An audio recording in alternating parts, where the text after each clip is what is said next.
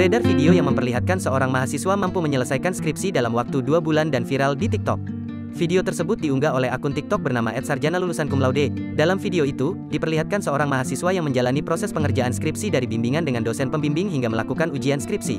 Selain itu, video menunjukkan hasil skripsi dengan meraih nilai 95,3 dan memperoleh predikat sangat baik. Hingga hari ini, Selasa, tanggal 15 Maret tahun 2022, video tersebut telah ditonton sebanyak 540.000 kali dan disukai lebih dari 69.000 pengguna. Beragam komentar pun diberikan oleh warganet atas capaian mahasiswa di dalam video tersebut. Semoga nular juga, tulis @pinpinpow. Semoga juga aku lancar skripsinya, ujar @saya Sulastria.